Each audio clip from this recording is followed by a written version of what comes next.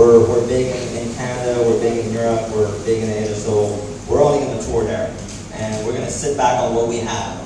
And we're not going to try to expand anymore. We're tired. We don't want to go do the groundwork. We don't want to go somewhere where nobody knows us and start all over again.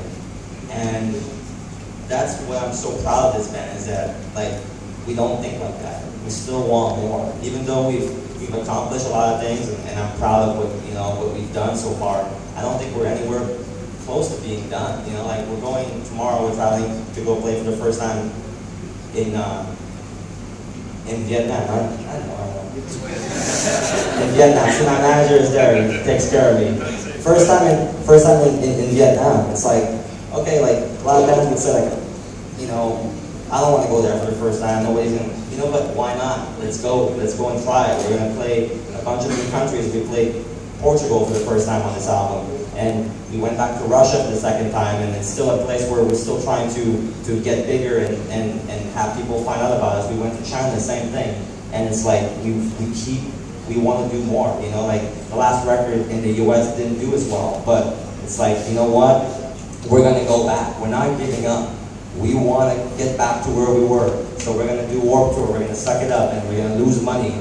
We're going to, we're going to go and sign every day because we want to reconnect with that audience. We don't accept defeat. You know what I mean? We don't accept that.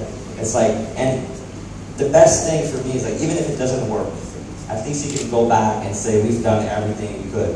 You know what I mean? And then you feel better. Because then if you don't try, you're always going to have in your head that what if, and that's what we talk about all the time. It's I'd rather lose a little bit of money going somewhere, or taking the time, to go, and it's going to take a week or 2 weeks or a month, and we could have been somewhere else, or we could have been home, chilling. But if we don't go, we're not going to know. So that's been the philosophy of the band, Another question? Hi, Eric. Yes, sir. As the manager of the band, how much of a creative input do you have? Song, track, direction of an album? I read all the songs. Okay, so then coming to you. Let me ask that question. From a creative standpoint, we leave the creativity to the artist, but then we collaborate on okay, which song stands out, which is going to fit, what do we, we spend a lot of time talking about what should be our first single. When demos were coming along, what's the gut reaction? I think that people in our office and friends, the people in our close family, from a creative standpoint, these guys would go off and do those demos, and it would be primarily Chuck and Pierre, the songwriters of the band. So they've got 3 other band members who we need to weigh in. Creatively, the songs, are the songs, but how to creatively pick and choose and work those songs, that goes into the bigger family. And the second one was, how difficult is it to manage 5 obviously very talented people, and if there's a clash or something like that, you obviously need to step in and try to resolve it. Does that happen a lot? It's a great question, and a good story is Simple Plan, and we've had our battles over certain things, and the French song that Chuck was referring to, some guys in the band didn't feel it was a good idea to go outside of English. It was a long discussion, and it came to a vote. It just became a democratic. But I can also tell you that Chuck and Simple Plan have been in a fortunate situation. They've had good partners around the world. The record companies we live in, they've worked them well. They've amongst themselves, they're good guys and they're a good family first. There's always fights. But there's many situations where things fall apart. We managed another band called Hail the Villain. And those guys, when they came to us, we bought into everything that they were about. They seemed like a family. They came to us like we're brothers. They had these songs that were great. And they had this front man who was fantastic. And they understood their brand, and they had a whole vision and a comic book and this and that. And we built a good team around them, and they got signed. And we did some business with Graham. And we had this all together, and we were out on the road, and it started to roll, and we were playing in different countries and all this kind of stuff. And then they decided to tell us that they hated their drummer's guts, and they wanted another band. Well, what the hell did you tell us before? It's on the artwork now. He's everywhere. So they kicked him out of the band, and he sued the band. And then after that was sorted, the other 3 guys decided they hated each other's guts too and couldn't stand each other, and the whole thing just fell apart. Actually, I blame Liam. What? I don't blame. I don't. No. But what I'm saying is like there's lots of good and lots of bad, and sometimes you can get it together and sometimes you can't. And one more thing is we run a bit of an education facility out of our office where we're trying to help young artists. And for 10 weeks they spend time under our roof and they spend time learning about their brand and learning about their business and learning about how to set their business up and learning about how social media and how to take care of their brand, songwriting, and all this kind of stuff. And one of the things we do is we actually bring in a psychologist who spends a day with each band and talks to them. It's just like a marriage counselor. Talks about like, you guys, you have to have each other's back. You got to look out for each other. And if someone's dragging their feet, then you got to think about cutting them out. And we had one band where they got rid of their rhythm section the next day. And they said, these guys have been dragging us down for years. We should have done it years ago. And I'm sorry, I just wanted to take a step back. When the question about the question you had asked just about how, what's next and how you guys, the way that the best artists, I think, guide themselves is that if you want to be a popular artist, it means you want your music to be heard and loved by and create an emotional response with as many people as you can on the planet.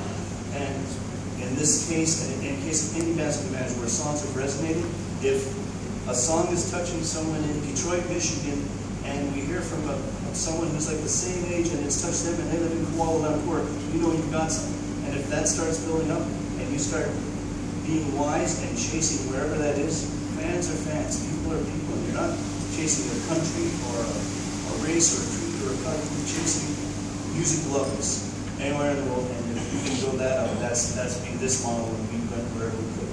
And to go back on the whole band thing and how you stick together, I would say that the biggest mistake a lot of people do is they get into a band with people they don't know. They get into the band because, man, that's the best player in my town. He's the best drummer. He's going to be so badass in my band. And then you find out the guy is a freak or he's not a cool guy. And he doesn't share the same values, the same direction, the same vision. And for us, we were lucky. We met in high school. I wasn't the best drummer they could find. I was all right, Seb is not the most talented Joe Satriani, Steve Vai kind of guy. He's just a really solid guitar player, but together, the five of us, and Pierre will be the first to tell you, he's like, so many better singers than me. He's always putting himself down, and I'm like, dude, are you kidding? You're an amazing singer. But what I'm trying to say is that it doesn't matter. It's the five of us, we come together, and we're good together. It's so much fun as well. We have fun. I mean, if you've never seen a band on stage, then you're missing a great show as well. It's so much fun. You have to love playing. You have to love doing what you love, but beyond that, you have to know who you get with. Because they're like your brothers, they're like your girlfriend, they're like your wife, except you have no sex. So it can get a little boring sometimes, and when you're on the road, we play like 300 shows a year. So I see those guys more than I see parents, than I see anyone, you know what I mean? So it's like, you have to get along, and we have a rule that no matter what happens, like, we build this together, we're going to stick together. And if we have a big fight about something, or if we don't agree, we basically, we'll go into a room, and that's the rule that we have. And we're lucky, it doesn't happen that often, but, once a year or something, we'll go into a room, and it's like, I'll be like, yo, nobody's leaving this room until we're all cool, and we're all hugging, and we're all, shaking hands, and we're best friends again. So sometimes it can take 20 minutes, sometimes it can take 3 hours, and some days it took a whole day. But nobody's leaving this fucking room until we're all cool. You know what I mean? And that's been the rule, and it works. And until you have that, you cannot surround yourself with good partners.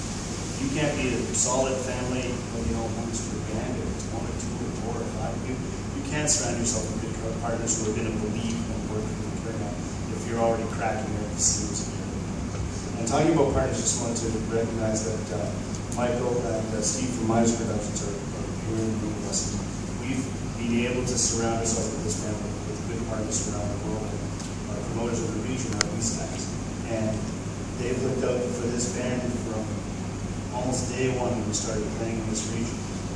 We made money with them, we lost money for them, we made money with them again, but they stuck by this band. And surrounding yourself with good partners is the key. Again, and being loyal when people are there and, they find something in the band. It's like, yeah, somebody next door might, seem really attractive because they're new, but it doesn't mean that, it's necessarily the way to go. And I think that with this camp, we try to build loyal, friendship with people, and it's flip the keys on. Cheers.